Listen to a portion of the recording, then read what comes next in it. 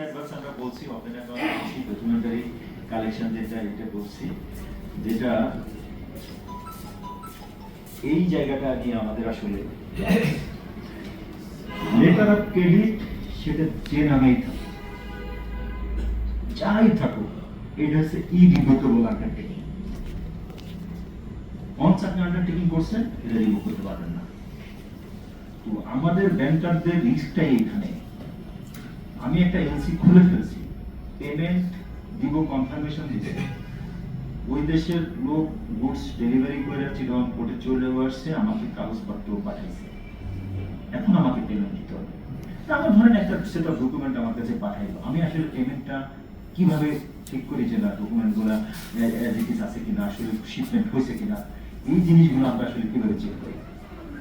Lloyds দেখবেন internationally cargo vessel যেগুলো operate করে, লয়েডস একটা বড় কোম্পানি আছে, সারা দুনিয়ার যত শিপিং যেটাকে বলে ভেসেল আছে তারা এটাকে ট্র্যাক করে।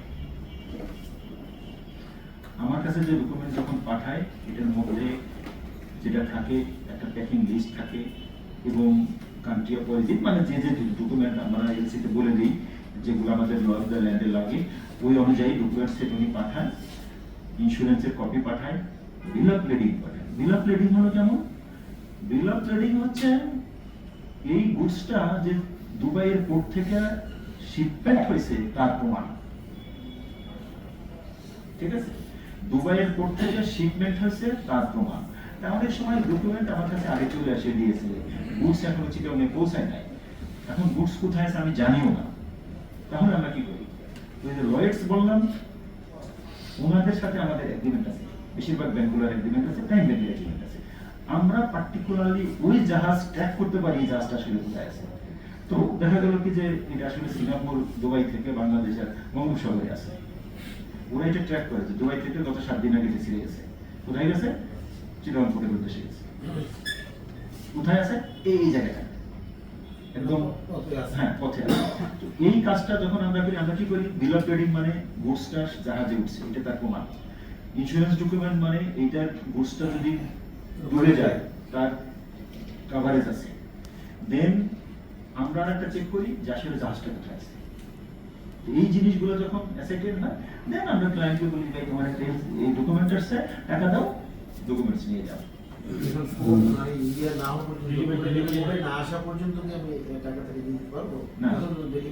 কোনো অসুবিধা নেই, আমার টাকা দিতে কোনো সমস্যা নাই। এখন আমার তো ছিল তো সাইট এলসি, বলছে আমার কাছে যখনই কাগজ আসবে এলসি ডকুমেন্ট আসবে আমি তখনই পেমেন্ট করবো, আমি পেমেন্ট করবো। ডকুমেন্ট যেভাবে আসার কথা আছে, ইন অর্ডার আছে, অ্যাপ্লিকেবল রুলস এন্ড রেগুলেশন অনুযায়ী আছে, সব ঠিক আছে, আমি পেমেন্ট করবো। কোর্টে মাল আসে না সেটা আমার জন্য জরুরি না।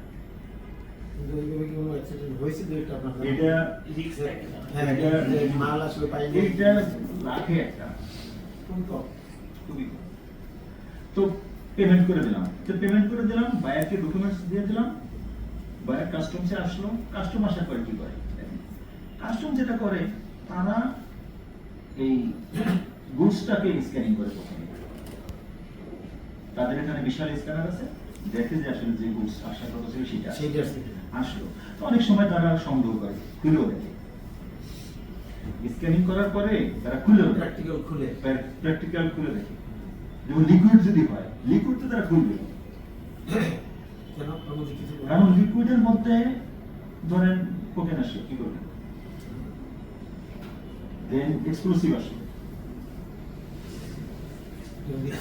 আসতে পারে এক্সক্লুসিভ আসলো, ডিক্লেয়ার করছে একটা দিয়ে দিচ্ছে আরেকটা, ওই জিনিস তারা চেক করে না। স্ক্যানিং লিকুইড আছে এটা বোঝা যায়, কিন্তু এটা কি আছে হ্যাঁ এটা বোঝা যায় না। তো ওই জিনিসটা তারা করে, তারা এটা করার পরে অ্যাসেটেন্ড করার, তারপরে তারা আসে ভ্যালুয়েশনে, যে এই ভ্যালুয়েশনটা হলো এরকম যে কি অবস্থা আছে। এখন দেখেন আমরা এই একটু এখানে থামি। এলসিটা আসলে গভর্ন হয় ইউসিপিডিসি 600, এটাকে বলে uniform customs practice for documentary things, UCP 600। এটা একটা ইন্টারন্যাশনাল বডি আছে, তারা সারা দুনিয়ার ট্রেড রিলেটেড জিনিস নিয়ে কাজ করে। বাংলাদেশ ওখানে সাইন করছে, যে বাংলাদেশের তার একটা পার্টি, আপনি ব্যাংকিং এর যত রকমের ফরেন ট্রানজাকশন করবেন এই ইসিবি গাইডলাইন্সের উপরে হবে।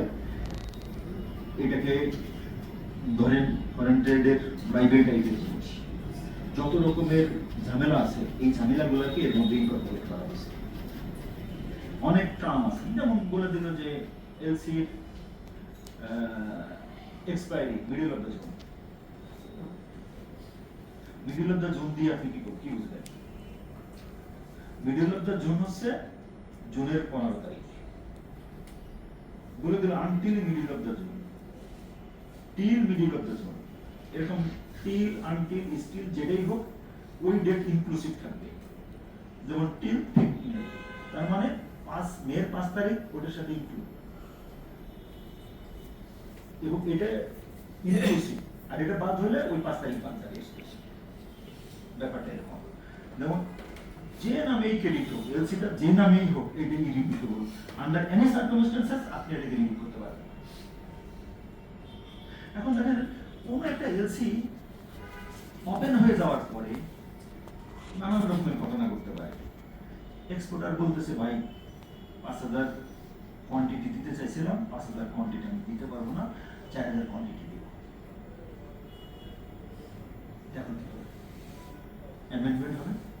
এই অ্যামেন্ডমেন্টের জন্য টাইম ব্যাংকটা কি? অ্যামেন্ডমেন্ট প্রাইম ব্যাংকের বাইরে করতে পারবে না। আপনি কন্ট্যাক্ট করছেন বায়ার আর সেলার, এখন অ্যামেন্ডমেন্ট আসছে। অ্যামেন্ডমেন্টের আমি হচ্ছে ইম্পর্টেন্ট রোল, কারণ আমি তো অলরেডি পেমেন্ট কনফার্মেশন দিয়েছি যে আমি তাকে $5000 পেমেন্ট দেবো। এখন আপনি বলতেছেন গেল $4000, কেন হয়েছে? প্রপার জাস্টিফিকেশন দিয়ে অ্যামেন্ডমেন্ট। ওই অ্যামেন্ডমেন্টের জন্য বায়োমেট্রিক টাকা গেছে।